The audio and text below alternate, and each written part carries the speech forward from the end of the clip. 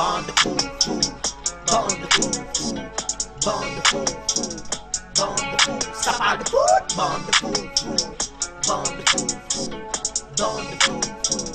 Tchica, tchica, tchica. Hey, what's up, motherfuckers? Bienvenue sur Bande de Fous, la podcast où on parle de tout, mais surtout de foot. C'est encore la fine équipe, les beaux gosses de compète. Il y a ma main Charlie juste en haut qui supporte l'AC Milan ici. Moi-même André qui supporte l'Olympique de Marseille. Et il y en a un autre là-haut qui supporte le FC Nantes.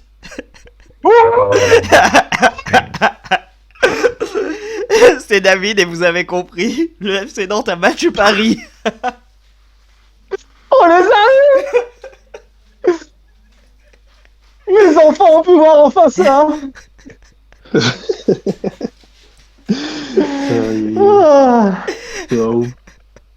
Vous avez compris par l'attirail qu'il y a des choses qui se sont passées ce week-end et on va pouvoir en parler et ça va être rigolo. Parce que là, en Ligue 1, il y a des choses qui se sont passées. Hein. Il y en a. Il y en a un qui se cache. Il y en a un qui se cache là-haut parce qu'il y a de mauvaises choses qui se sont passées en Serie A, mais ça on en parlera dans les prochains épisodes. Mais pour l'instant, on va commencer avec la Ligue 1. Let's go les gars. Je vais laisser David commencer parce que je vois qu'il est chaud là. David. Oh là là, quel week-end, les gars. Quel week-end. Alors, on va faire un truc. Attends, je vais enlever le masque, sinon vous n'allez pas m'entendre. Ah. C'est chaud là-dessous. On va faire un truc que aucun média national n'a fait. C'est-à-dire parler de la performance de Nantes. Parce que aucun média national l'a fait. Ouais, il y a que les médias locaux de l'Ouest. Donc en fait, il y avait deux équipes en fait sur le terrain. Je sais pas si vous savez. Enfin, les gens l'ont peut-être vu. Il y avait des gens en jaune et qui ont méga bien joué. Alors oui, certes, il fallait que le PSG soit moins bien pour les battre. On est d'accord. Mais il fallait surtout que Nantes, 19e du championnat, avec 4 victoires au compteur avant le match, eh ben, fasse le match de leur vie et ça a été jouissif.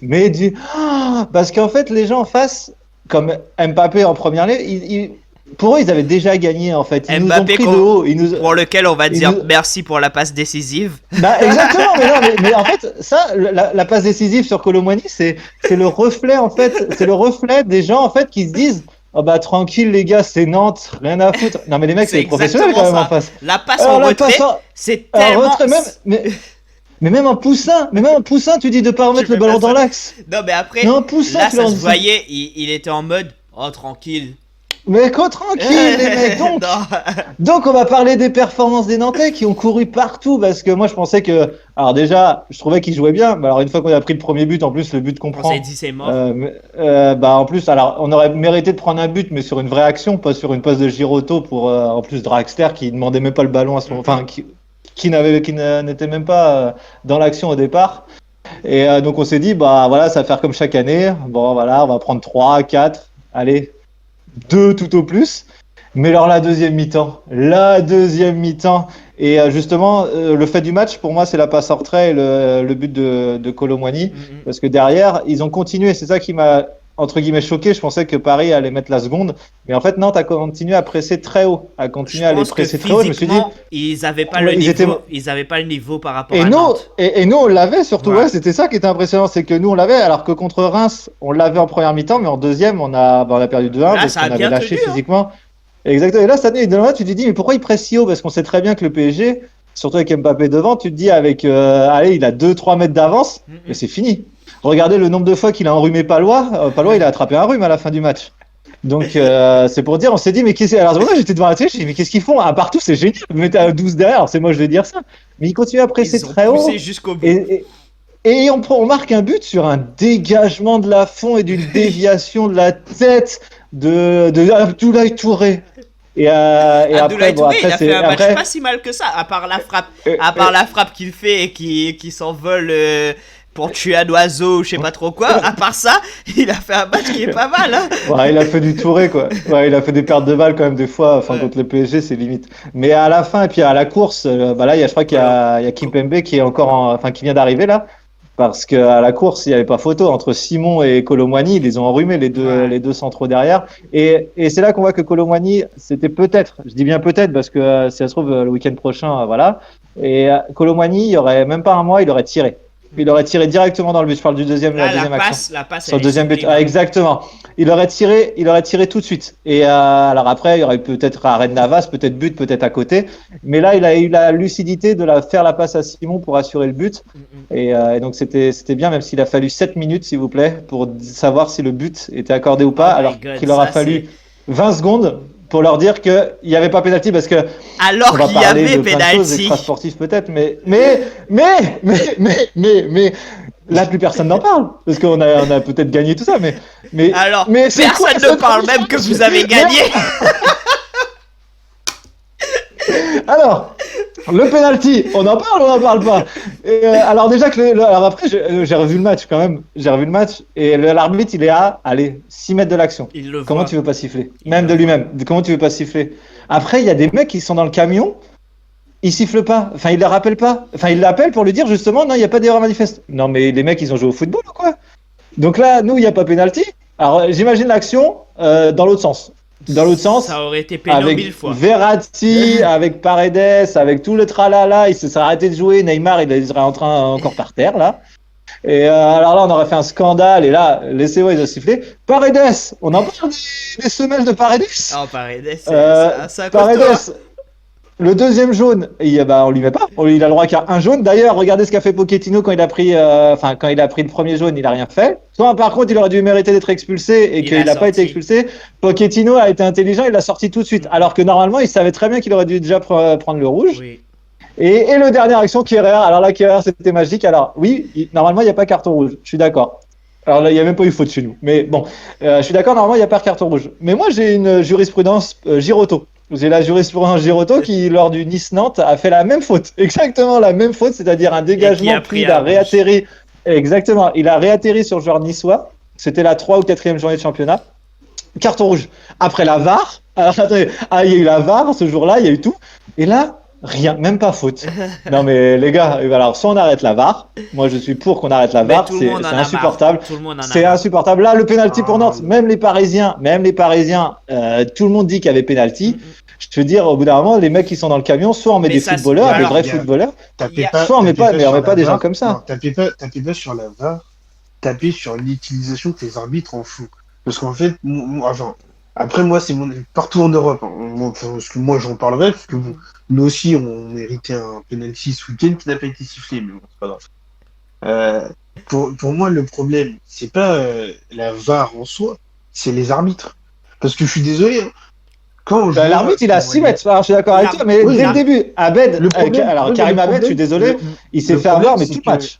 Le problème, c'est que je crois que la règle, c'est ça, c'est que si dans le camion, ils estiment aussi qu'il n'y a pas, du coup, doute manifeste, parce qu'en fait, si j'ai bien compris la règle, oui, mais si j'ai bien compris la règle, en gros, dans le camion, l'arbitre prend une décision. Donc là, oui, c'est une erreur manifeste. Voilà, il a pas sifflé. Et là, il y a une erreur manifeste. Donc, en fait, il faut que dans le camion, ils se disent il y a erreur manifeste, va voir. Oui, mais donc, là, en fait, là si vous voulez. Et là, ce que je reproche, là, ça veut dire que dans le camion, ils ont estimé que il n'y avait pas que l'arbitre ne se trompait pas et qu'il n'avait pas besoin d'aller revoir sa décision. C'est ça. Et moi, c'est ce que je leur reproche.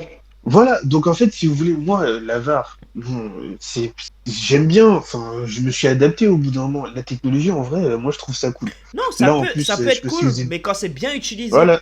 Quand c'est bien utilisé. Là, je sais pas si vous êtes au courant, mais ils vont potentiellement aussi revoir la règle du hors-jeu.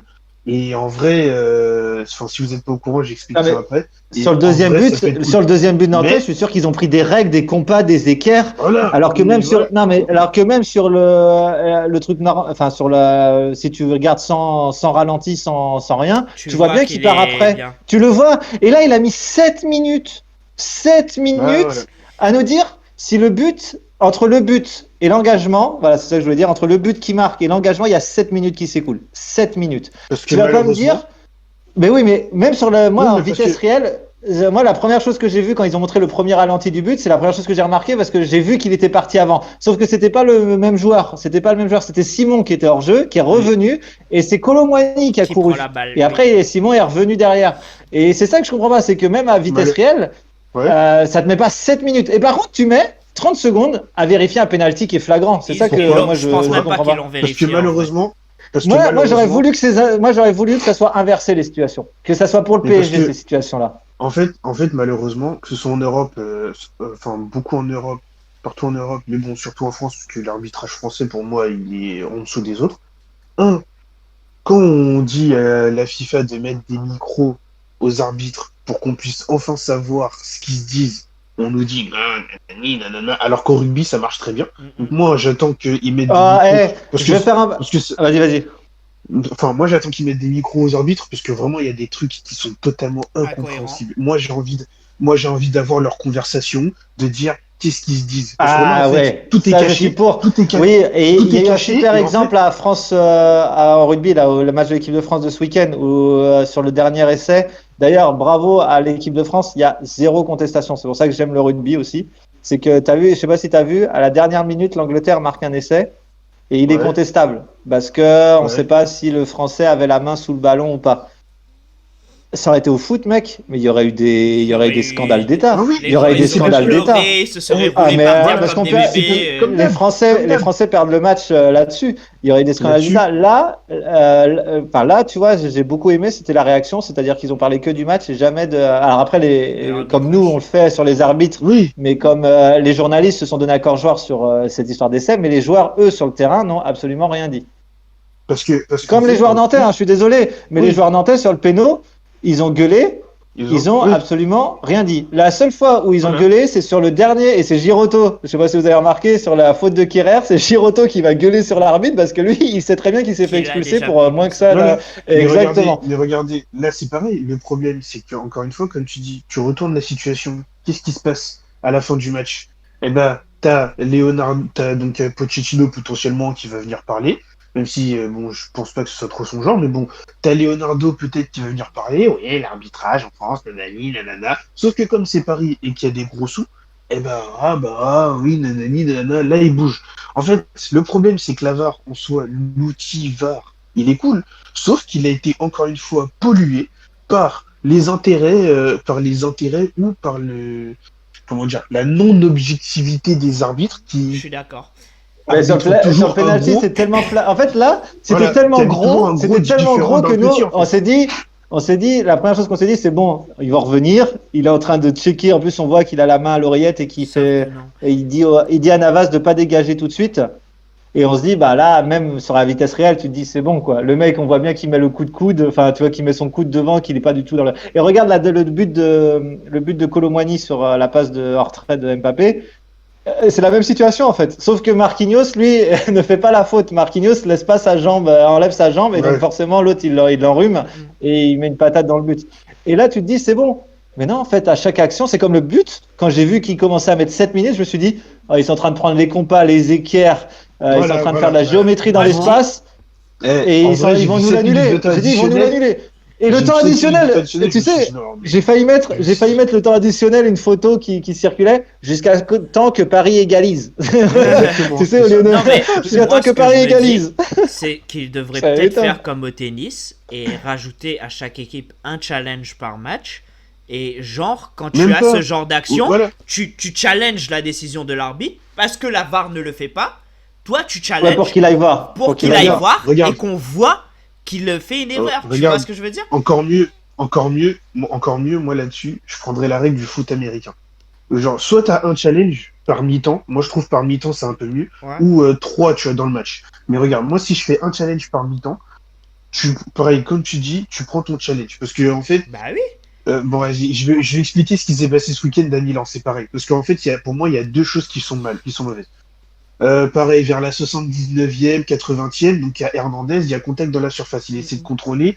Ok, on sent que c'est léger, il y a un léger contact avec la jambe de Bakayoko, mais il y a contact quand même. Et en fait, dans tous les cas, il y a contact, donc il y a penalty, c'est simple. Quand les autres chaînes vont demander l'avis des arbitres, on nous explique qu'il y a contact, donc il y a penalty. On dit ok, pas de souci. Sauf que le problème là-dessus, qu'est-ce qui se passe? C'est que l'arbitre, dès le début, lui, il estime qu'il n'y a pas faute. Donc, sauf que du coup, on peut se dire bon bah ok, les joueurs doivent se faire normalement avec avec le jugement de l'arbitre, mais là il est totalement contestable. La preuve en est, Du coup, qu'est-ce qui se passe? L'action continue.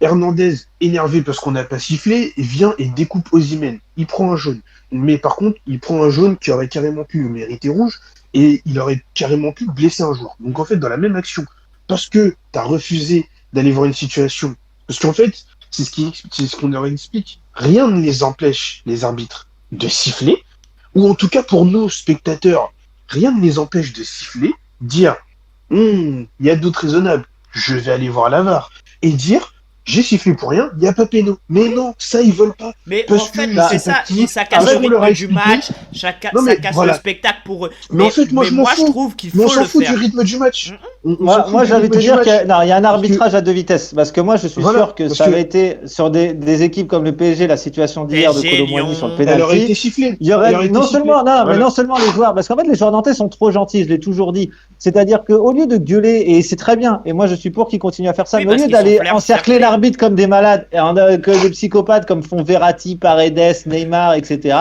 Eh ben, ils ont rien dit en fait. Ils ont laissé Kolo Muani au sol et eux, ils se replaçaient pour pensant qu'ils allaient quand même visionner. Mais quand le mec du visionnage te dit non, il y a rien, tu te dis non, mais t'es fou.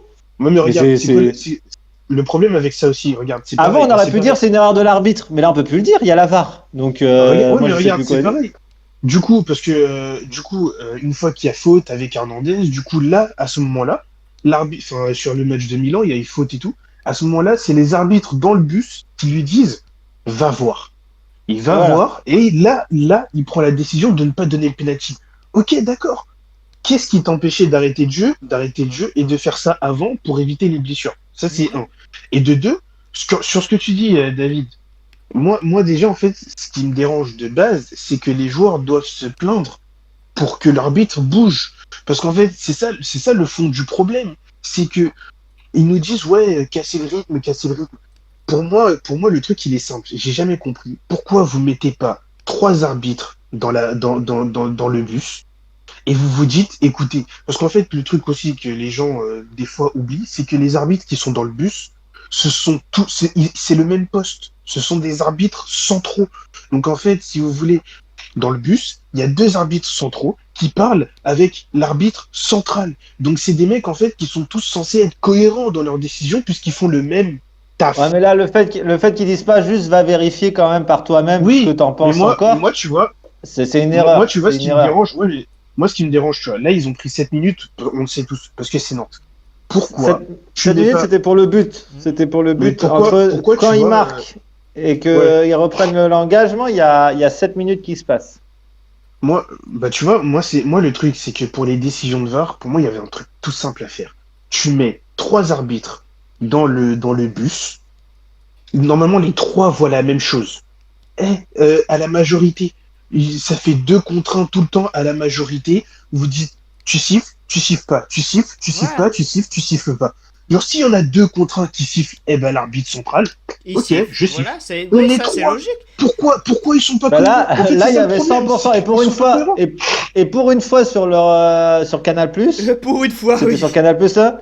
Pour une fois sur Canal+, j'avais jamais vu ça. Ils étaient unanimes. D'accord. Et ils parlaient de Nantes. Alors je me suis dit, il y avait vraiment penalty là. C'est là que ça va encore plus.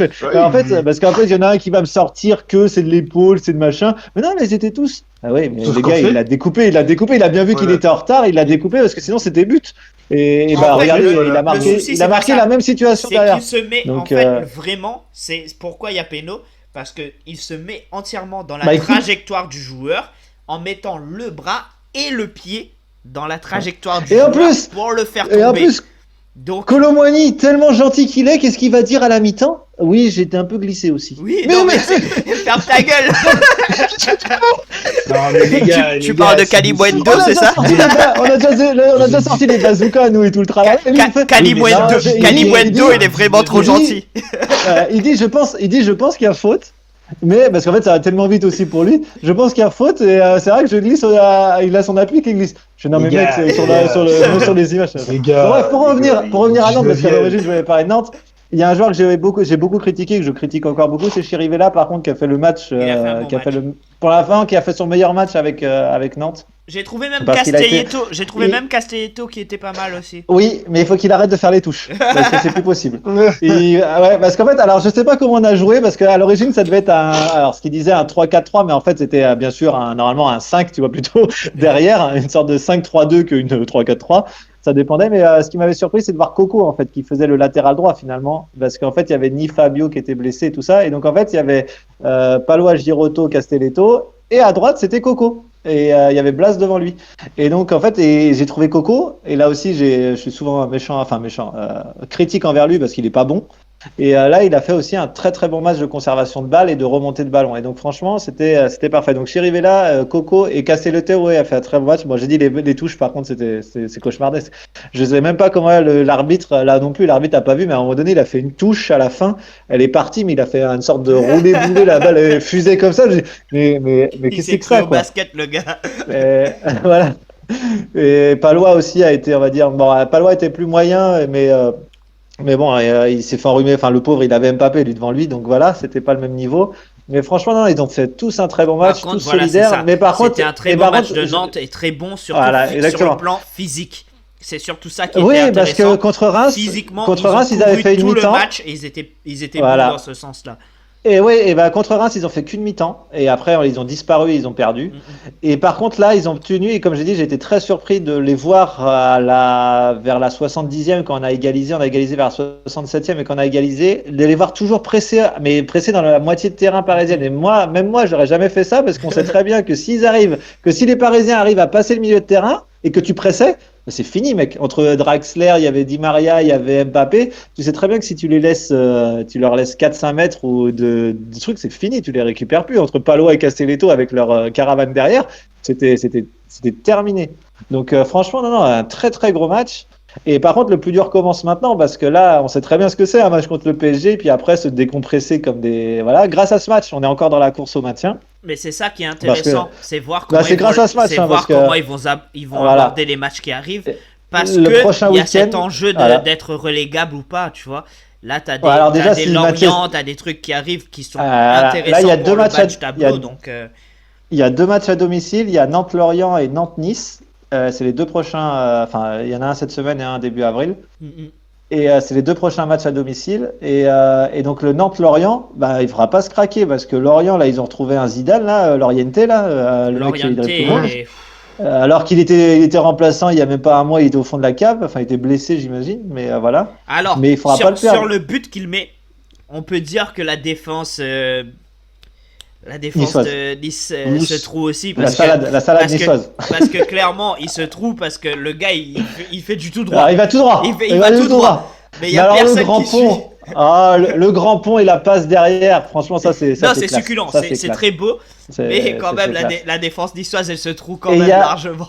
Et le deuxième match important, il y a Lille-Nîmes, et on va peut-être parler de Lille, mais Lille-Nîmes aussi, si les Lillois pouvaient faire leur job, parce que nous si on arrive quand même soit à gagner, soit au moins à faire nul contre Lorient, on se reste vraiment 18e et on est bien, enfin déjà arracher le barrage, ça serait déjà, vu d'où on vient, ça serait déjà un miracle, parce que normalement là aujourd'hui j'aurais pas ma casquette, j'aurais rien, on serait en train de pleurer et de dire bon les gars, la Ligue 2, hein, on va s'y préparer. Non, donc là on s'est remis inespéré ce qui est arrivé. Voilà. Et donc non, voilà, franchement un très gros match. Après on peut parler de Ligue, si vous voulez. On va parler vite fait d'une autre équipe qui gagne en ce moment. C'est rare de le dire. C'est rare de le dire, mais ça fait du bien. On gagne. Bordeaux. On gagne. L'OM gagne. On est là. Putain, cinéma. Ouais, mais l'OM. Moi, j'ai vu le match. Et clairement, le joueur qui est au-dessus pour moi, c'est Milik. Milik, j'attendais de voir ce qu'il allait donner à l'OM.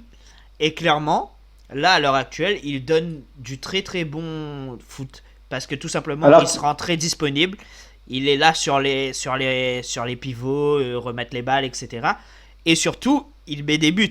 Le gars, il a mis quand même 4 buts en 3 matchs, un truc comme ça.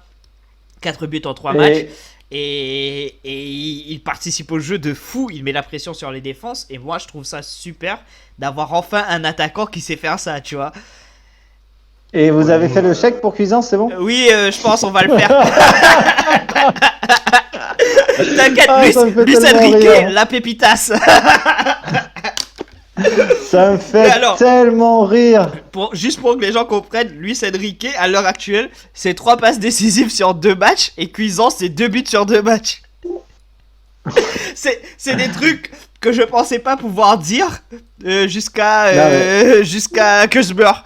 Il y a 2 semaines, on disait Cuisance. Non, moi je leur disais, vous êtes sûr pour l'option d'achat? Oui, c'est bon, ça sera pas levé, il rentre à Munich.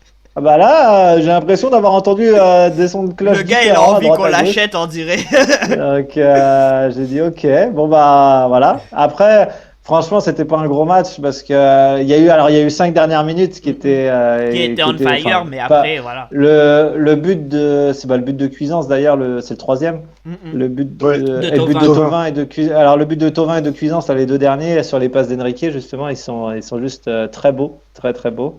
Après, bon, le dernier, Brest était resté à l'attaque, mais non, franchement, il y a une grosse fin de match, mais avant la 70e, c'était quand même c'était assez poussif, quoi. C'était pas encore, c'était très poussif. C'était même Brest, tu vois, ils sont revenus à un partout, voilà, tranquille. Ils étaient bien dans le match, et puis sur un éclair non, même pas, c'est sur une erreur de Jean-Lucas. C'est Jean-Lucas qui perd le ballon qui faisait un excellent match. Il faisait un très très bon match et un poteau de corner, il tombe, il tombe et derrière, voilà. Donc tant mieux pour Marseille, écoute, au moins ça les remet dans le sens de la marche. Mais il va falloir batailler avec qui? Avec Lens et Metz, qui ont fait aussi un super match. Donc, entre eux. Mais donc voilà, non, bon, moi, ça vous remet dedans parce que 2 victoires de suite, Rennes et Brest. Je sais pas si c'est quoi le prochain match de Marseille. Le match nul de Lens-Metz, là, ça nous a permis de garder la place de 5e et ça, c'est déjà bien de le faire. 5e, c'est européen, version nouvelle Coupe d'Europe, je crois. Ouais, c'est ça. Sauf si un des 3 premiers gagne la Coupe de France, quoi. Donc c'est encore possible avec le PSG. Donc, puisque là, vous direz vous n'allez pas gagner la Coupe de France, vous, cette année. Parle pas des choses qui fâchent, je fais pas ça.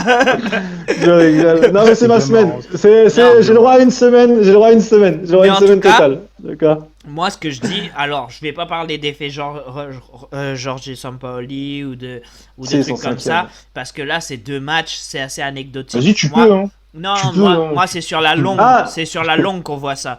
Mais en tout cas, parce que là, ça se voit, il cherche encore son système, etc. Ouais. Mais moi, ce que je dis, c'est que ça fait plaisir de voir un joueur comme Milik qui apporte de bonnes choses au jeu. Et j'ai aussi apprécié l'entrée de Gay quand il est passé en 4-4. Il est passé en 4-4-3. 4-4-3. Oh, 4-4-3. Ah, bah c'est pour ça que vous gagnez les matchs. Vous êtes un de plus. Non, on met Mandanda en pointe, c'est pour ça. On est passé en 4-4-2. Et quand on est passé en 4-4-2, le fait d'avoir les 4 milieux, ça nous a permis d'avoir plus le contrôle du ballon au milieu avec l'entrée de Gay et tout. Et c'était mieux, je trouve, comme jeu qu'on pouvait faire en fait. Moi, j'avais dit que je ne jugerais pas Sampaoli cette année parce que l'équipe va totalement changer. Non, et puis l'équipe va totalement changer. On parlait déjà de tous les fins de contrat. On a déjà parlé de tous les fins de contrat à la fin de l'année pour Marseille. Tombé. Donc il va avoir un nouveau. Mais là, ce qui est drôle, c'est que Cuisance, il devait partir, il va peut-être rester. Thauvin, j'ai entendu parler de Thauvin qui fin de contrat, qui maintenant dit la balle est dans le camp de Marseille, alors que ça, il l'a jamais dit. Il l'a jamais dit. il le dit. Ça, il voulait pas. Et la première chose qu'il va faire quand il marque un but, il va faire un bisou au nouveau coach qui est là depuis une semaine. Non, mais ça veut tout dire en fait, le mec. Mais je comprends pas. En fait, tu joues pas avec les autres coachs. Mais après, tu fais quoi? Mais après, moi, ce qui me déçoit, mais c'est normal pour lui, c'est Camara qui veut partir. Il a annoncé hier ou un truc comme ça qu'il aimerait bien partir cet été. C'est normal dans l'évolution de sa carrière, tu vois, c'est normal, il doit partir à un moment donné. C'est pas normal, je pense, parce que Marseille doit attirer des grands joueurs, mais je pense que ça peut vous faire du bien financièrement. Parce financièrement, ça nous fera du bien. À un moment donné, il va falloir qu'on en parle, on en parlera plutôt quand ça sera les transferts cet été. On pourra parler finance bientôt, parce que Paris, ils sont... j'ai vu des chiffres ce matin, j'ai eu peur. Hein. Et pour un club du standing de Paris, j'ai eu peur. Hein. Donc il faudra voir l'intersaison. Là, je juge pas Marseille. Ouais. Ce que j'espère juste à Marseille, c'est que s'ils sont européens, ils se donnent les moyens de jouer la Coupe d'Europe. Au moins ça. C'est-à-dire que si c'est pour finir 5e, faire même la deuxième Coupe d'Europe, voilà. Et la deuxième Coupe d'Europe pour des clubs français, ça doit être normalement un objectif.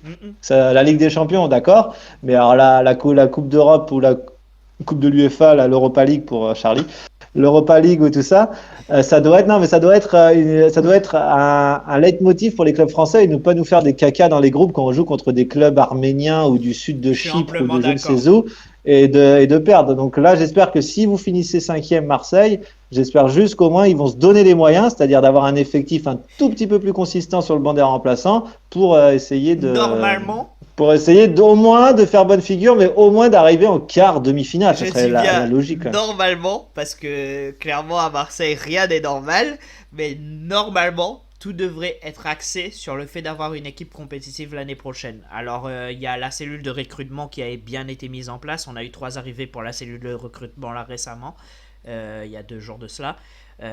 Sélectionné par Pablo Longoria, qui en plus j'aimerais dire bravo parce que c'est un directeur sportif qui montre un directeur du club qui montre, parce que j'ai encore directeur sportif dans la tête, mais c'est un directeur du club qui montre sa joie. Il a sauté de joie sur le but de Thauvin, c'était beau à voir.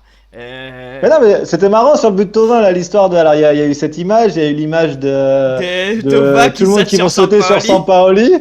J'ai dit, mais les mecs, il est là depuis une semaine, c'est un dieu. Et voilà, bref. Il fait bon vivre à Marseille. Il y a tout ça. Et moi, ce que j'aimerais voir, c'est vraiment comment ça va se mettre en place la saison prochaine, parce que je pense qu'il y a moyen de faire de bonnes choses. Maintenant, va falloir saisir les bonnes opportunités, les bons joueurs et aller dans le bon sens, tu vois. Pas recruter des Arturo Vidal. T'as quoi contre Vidal? Il est très bon. Il est très bon, Vidal, il est très bon. Mais qu'il soit bon où il est, moi j'aimerais des joueurs autres que Vidal. Non, franchement, il est très bon. Il apporterait un vent de fraîcheur. Ouais, c'est ça, comme Payet. Ouais, voilà, ce même type de vent de fraîcheur, tu vois. Voilà, ce même type. Mais en tout cas, voilà. Alors, si on, avant de finir cet épisode Ligue 1, on va rapidement parler des clubs qui ont loupé le coche ce week-end. Les 4 premiers, quoi. Les 4 premiers. Les 4 premiers, ils ont tous loupé le coche. Moi, je suis pas d'accord pour Monaco. Ouais, alors, pour les 3 premiers, oui, mais pour Monaco, je suis pas d'accord. Non, la bonne affaire, c'est Lille. La bonne affaire, on peut pas nier que c'est Lille, parce qu'à l'origine, excusez-moi, mais moi, avant le match de PSG Nantes, c'était PSG sera leader à 22h45. C'est ce que tout le monde a dit. Tout le monde a dit. On m'a dit, en plus le PSG va jouer, le PSG va être leader. Moi j'ai dit, oula les gars. Du coup, franchement les gars, en vrai, pour moi, tout le monde a fait une bonne opération, sauf Paris en fait. Parce que Lyon, en faisant match nul. Ah Lyon, non mais Lyon le problème. Ouais. Lyon, ils ont eu de la chance, mais ils reviennent à égalité de points. Lille, en faisant match nul, bah ils ont 1 point en plus, donc maintenant ils ont bien 3 points d'avance. Et au final, tout le monde fait une bonne opération. Enfin. Lille et Lyon font une bonne opération parce que Paris a perdu. Alors Paris... Donc moi, vous me disiez Lille et Lyon, je suis pas d'accord. Alors parce Paris, j'ai pu remonter. Si Paris avait gagné, Paris serait revenu premier. Mais là, en soi, pour moi, du coup, au vu des résultats ce week-end, Lille et Lyon font une bonne opération. Parce que là, tout reste ouvert pour eux.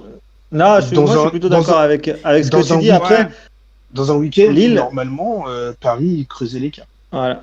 Tout le monde dit que Lille n'a pas fait un bon match contre Monaco, c'est vrai, parce que Monaco, par contre, a fait un très bon match. Je trouve qu'ils ont la meilleure paire de milieu, moi, Monaco. Sur le terrain, c'est les Tchouaméni Fofana, là. C'est eux qu'on maîtrisait Lille à eux tout seuls, tu vois. Et à la fin, ils ont un très grand gardien, le plus grand gardien de Ligue 1 là, cette année. Je pense des plusieurs années. Alors il y a Navas. Je pense que c'est Keylor Navas. Mais Navas, il est très bon. Alors oui, il est très bon, mais on le voit pas trop parce qu'en Ligue 1 non plus, voilà. Mais par contre, oui, quand tu le vois en Ligue des Champions, tu peux pas, voilà. Mais pour le championnat, je pense que Maignan, c'est un très grand gardien. Il leur sauve sur la dernière action c'est Voland.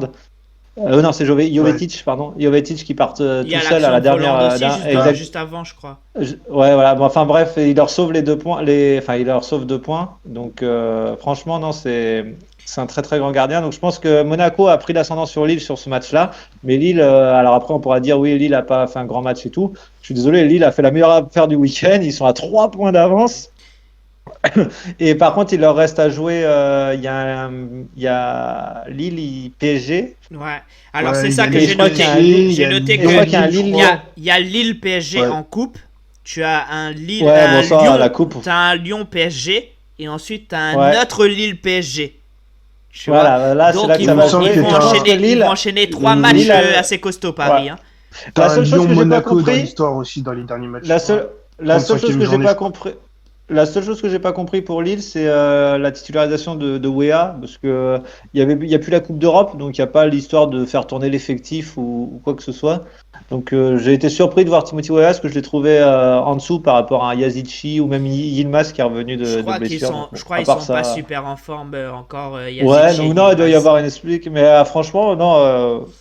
Après tu vois, si Paris avait gagné, on aurait dit l'inverse. Oui, mais après à noter que Paris, ils font l'une des plus mauvaises saisons qu'ils ont. Alors, j'ai pu remonter jusqu'à 2014-2015. Voilà, j'ai pu remonter jusqu'à 2014-2015.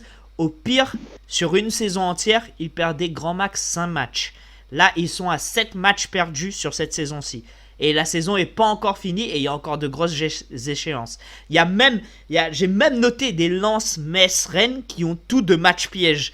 Donc, Paris, ils ont encore de quoi perdre des matchs et de quoi peut-être, tu vois, laisser passer du Monaco devant eux ou des trucs comme ça. Pour moi, on est dans un remake du début de l'ère Qatari, c'est-à-dire 2011, donc il y a pile 10 ans. Et Paris, ils gagneront pas le championnat. Ça pour moi, c'est plié, je pense. Cette saison, ils sont pas dedans. Après, le truc, c'est que c'est pareil, c'est comme chaque année en France, en fait. Si Paris veut gagner le championnat, Paris gagnera le championnat. Mais là, je les sens pas dedans. Là, je suis pas sûr. Cette saison, il y a beaucoup d'équipes qui sont montées en gamme. Moi, je parle surtout des clubs comme Lens, Metz, des trucs comme ça. Vraiment, tu sens de la puissance.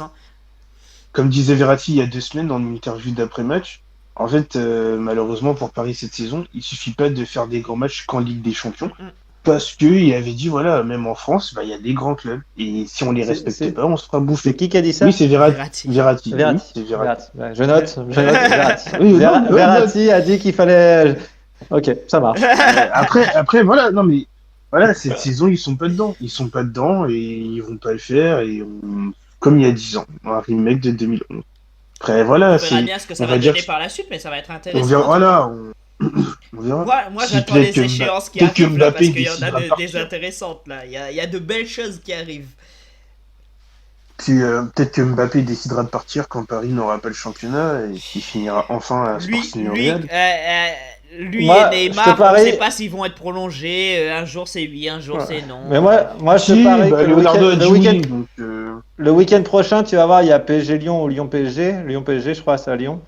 Et tu vas voir qu'ils vont gagner. Tu vas voir qu'il ne va pas faire des passes hors trait comme il a fait parce que c'était Nantes en face. Tu vas voir. Alors, contre Lyon, ils vont se mettre au niveau. Il y aura même le retour Lyon, généralement, sur les gros matchs, ils se mettent au niveau. Mais Lyon, c'est fort en face aussi. Donc, moi, je suis pas sûr que Paris gagne. C'est fort, oui, c'est fort Lyon. Oui. Mais le niveau, attention. Alors pareil, c'est la même chose que le PSG. Je pense que contre le PSG, ils vont sortir un gros match. Mais tant que d'un côté t'as Kurzawa et de l'autre t'as Dubois, pour moi, il y a des gros points. C'est match. Ou de Giglio. Tu mets de Giglio. Kurzawa et Dubois, c'est match. C'est match. En tout cas, on va bien. J'ai hâte de voir ce PSG Lyon parce que pour moi. Je vous dis là aujourd'hui, je mets une pièce sur Lyon. Et c'est Simon qui va être content parce que je mets une pièce sur Lyon. En vrai, s'il y a match nul et que Lille gagne, moi je vais mettre. Oui, il pourrait y avoir 5 points d'avance. Et il faut que Lille gagne parce qu'il joue contre Nîmes. Alors il faut que Lille gagne à tout prix. Tout prix. Non mais ce serait intéressant pour le championnat. Ouais, ça serait intéressant. Moi je pense que Lyon, ils vont pas se laisser. C'est qui arbitre PSG Lyon? Parce que ça peut être important. Faudrait savoir. Est-ce que c'est Karim Abed ou Le Texier? On va mettre Turpin ou Le Texier. C'est un des deux. Les gars. On met Le Texier à la VAR et Abed sur le terrain. Comme ça, c'est bon. 4-0 pour Paris. Sur 5 penalty. Bon, on va finir l'épisode Ligue 1 sur ça, les gars. Et après, rendez-vous dans les prochains épisodes pour les autres championnats. On va parler Serie A, Liga, Bundesliga. On va surtout parler Serie A parce que je vois Charlie, ça le démange là. Non, On va parler Première Ligue et tout ça. Ouais. Donc n'hésitez pas à revenir nous voir. N'hésitez pas à lâcher un commentaire, partager, liker. On vous voit très vite dans les prochains épisodes. À plus les gars, ciao.